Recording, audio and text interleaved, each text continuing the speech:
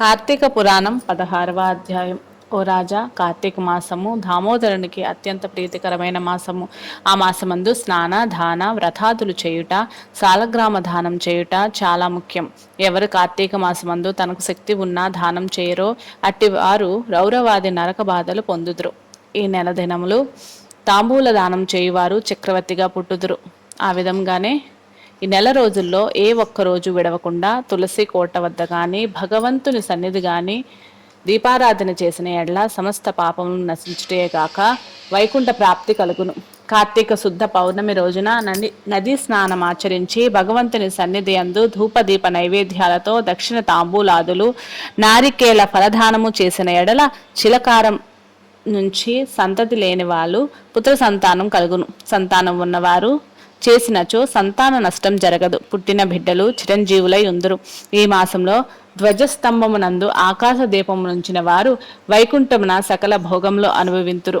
కార్తీక మాసం అంతయు ఆకాశ దీపం గాని స్తంభ దీపం గాని ఉంచి నమస్కరించిన స్త్రీ పురుషులకు సకల ఐశ్వర్యములు కలిగి వారి జీవితం ఆనందదాయకమగును. ఆకాశ దీపం పెట్టువారు ధాన్యము గాని నువ్వులు గాని ప్రమిద అడుగున పోసి దీపం ఉంచవలెను. దీపం పెట్టడానికి శక్తి ఉండి కూడా దీపం పెట్టని వారును లేక దీపం పెట్టువారి పరిహాసము మాడువారును చుంచు జన్మ మెత్తుదురు. ఇందులో ఒక కథ కలదు, చెప్పెదను వినుము.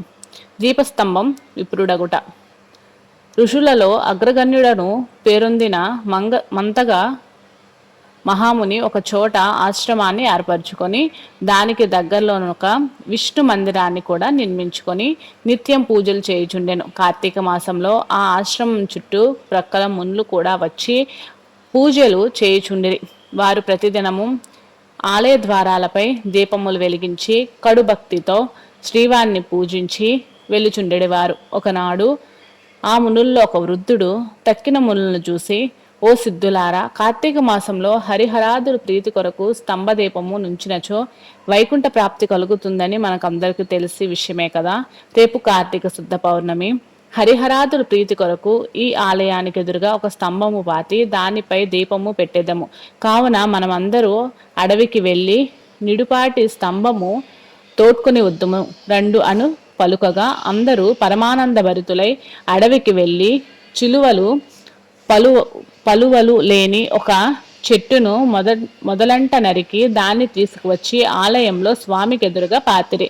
దానిపై సాలిధాన్యం ఉంచి ఆవు నేతితో నింపిన పాత్రను దానిపై పెట్టి అందు వత్తివేసి దీపము వెలిగించిరి. పిమ్మట వారందరూ కూర్చుండి పురాణ పఠనం చేయుచుండగా పెలబెలమను శబ్దం విరిపించి అటు చూడగా వారు పాతిన స్తంభం ముక్కలై పడి దీపము ఆరిపోయి చెల్లాచెదురై పడి ఉండెను. ఆ దృశ్యం చూసి వారందరూ ఆశ్చర్యముతో నిలబడి ఉండిరి. అంతలో ఆ స్తంభం నుంచి ఒక పురుషుడు బయటికి వచ్చెను. వారతన్ని చూచి, ఓయి, నువ్వెవడవు? నీవి స్తంభం నుంచి ఎలా వచ్చితివి? నీ వృత్తాంతమేమి అని ప్రశ్నించిరి. అంతా ఆ పురుషుడు వారందరకు నమస్కరించి, పుణ్యాత్ములారా, నేను క్రిందటి జన్మమందు బ్రాహ్మణుడును, ఒక జమీందారును. నా పేరు ధనలోభుడు. నాకు చాలా ఐశ్వర్యం ఉండేడుచే మదాంధుడనై న్యాయ అన్యాయాలు విచక్షణ లేక ప్రవర్తించి తిని దుర్బుద్ధులలో లౌడటచే వేదములు చదవక శ్రీహరిని పూజింపక దాన ధర్మములు చేయక మెలికి తిని నేను నా పరివారంతో కూర్చుండి ఉన్న సమయమున్నే విప్రుడైన వచ్చినున్న ఆశ్రయించినను అతడినే నా కాళ్ళు కడిగించి ఆ నీళ్లు నెత్తి మీద వేసుకోమని చెప్పి నానా దుర్భాషలాడి పంపుచుండేవాడను. నేను ఆసనముపై కూర్చుండి అతిథులకు నేలపై కూర్చుండడని చెప్పిడివాడెను. స్త్రీలకు పసిపిల్లలకు హీనంగా చూచుచుండేవాడెను. అందరినూ నా చేష్టలకు భయపడేవారు, కానీ నన్నెవరూ మందలింపలేకపోయిరి. నేను చేయు పాపకర్మంలో హద్దు లేకపోయేది.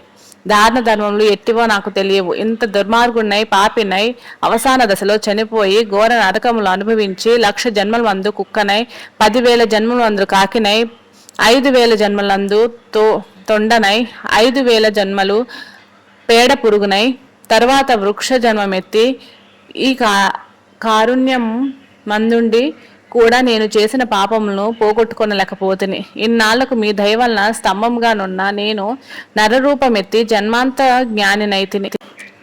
నా కర్మలన్నీయు మీకు తెలియజేసి తిని నన్ను మన్నింపుడని వేడుకొనెను. ఆ మాటలు ఆలకించి మునులందరూ నమితాశ్చర్యముంది. ఆహా, కార్తీక మాస మహిమ ఎంత గొప్పది అది ఉన్నను గాక. కార్తీక శుద్ధ పౌర్ణమి మహిమ వర్ణింప సఖ్యము కాదు. కర్రలు, రాళ్ళు, స్తంభములు కూడా మన కండ్లు ఎదుట ముక్తి నొందుచున్నవి. వీటన్నింటికీ కన్నా కార్తీక శుద్ధ పౌర్ణమి ఆకాశదీపం ఉంచిన మనుజునకు వైకుంఠ ప్రాప్తి తప్పక సిద్ధించును. అందువల్లనే ఈ స్తంభమునకు ముక్తి కలిగిందని మునులు అనుకొనుచుండగా ఆ పురుషుడు ఆ మాటలు ఆలకించి, మునుపొంగవులారా, నాకు ముక్తి కలిగించు మార్గం ఏదైనా గలదా? ఈ జగంబున నెల్లరుకు నెట్ల కర్మబంధము కలుగును, అది నశించుటెట్లా? నా ఈ సంశయము బాపుడని ప్రార్థించెను. అక్కడ ఉన్న మునీశ్వరులందరూ తమలో నొకడుకు అంగీరసమునితో, స్వామి, మీరే అతని సంశయమును తీర్చగల సమర్థులుగాన వివరించుడని కోరిరి. అంతా అంగీశ్వరుడిట్లు చెప్పుచుండెను. 16వ అధ్యాయం 16వ రోజు పారాయణం సమాప్తం. స్వస్తి. ఓం నమ శివాయ, ఓం నమ శివాయ, ఓం నమ శివాయ. హర హర మహాదేవ, శంభో శంకర.